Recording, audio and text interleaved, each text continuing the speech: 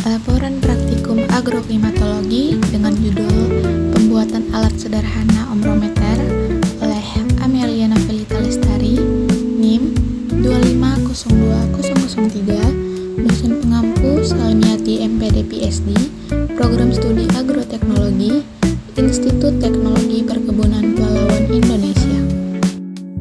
Pendahuluan. Curah hujan merupakan salah satu unsur iklim yang penting karena berpengaruh langsung terhadap ketersediaan air, pertanian, dan keseimbangan lingkungan. Curah hujan diartikan sebagai jumlah air hujan yang jatuh di suatu tempat dalam periode waktu tertentu. Biasanya dinyatakan dalam satuan milimeter. Pengukuran curah hujan umumnya dilakukan menggunakan alat yang disebut ombrometer atau penakar hujan.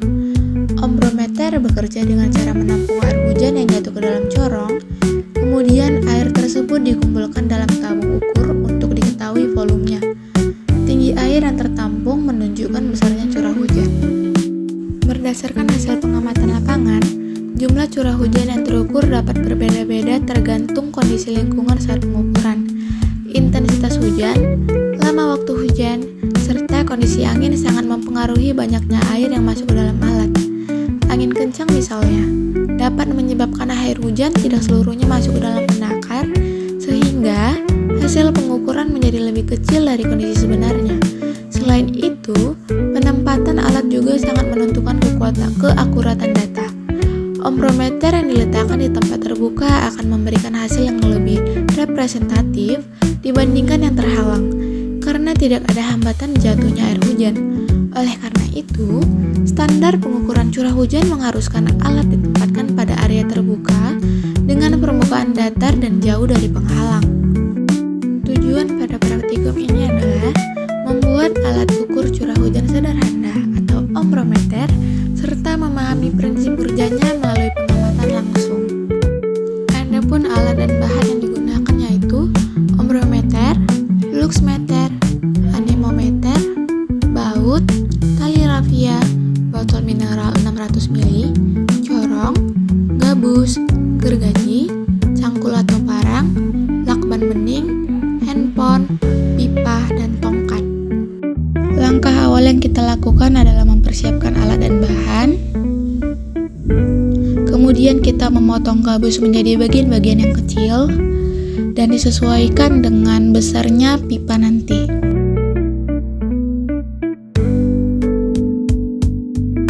Kemudian kita akan membuat salah satu gabus di bagian paling dasar, gunanya agar mendorong atau menaikkan si botol mineral ini supaya dia sesuai dengan corongnya nanti. Nah, pada sisi-sisi botol mineral juga diberikan beberapa gabus agar gabus menetap dan tidak bergoyang.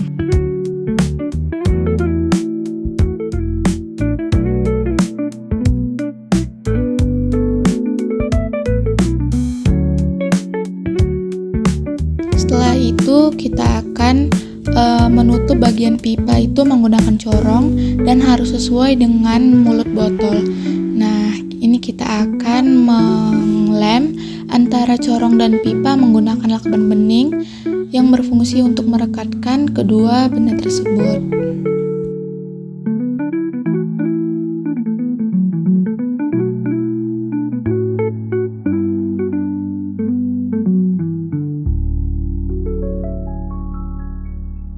Setelah itu kita akan menokok baut ke tongkat yang gunanya itu agar menopang pipa yang akan kita tali nanti.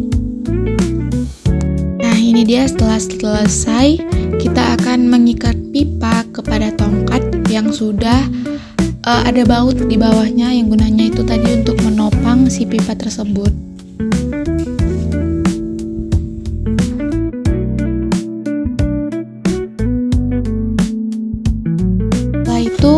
Kita akan mencari tempat atau wilayah untuk penempatan si ombrometer ini, dan usahakan penempatannya itu harus di udara di tempat yang terbuka dan tanpa penghalang apapun. Nah, jadi ini adalah proses penggalian untuk tempat si ombrometer dan tongkat tersebut. Setelah selesai ditanam, ini kita akan meratakan tanah dan ombrometer siap digunakan esok hari. Hasil pengamatan menunjukkan bahwa curah hujan setiap hari berbeda-beda. Pada tanggal 15 April 2026, curah hujan tercatat 17,5 mm pada ombrometer sederhana dan 13,5 meter pada ombrometer kaca dengan kriteria ringan.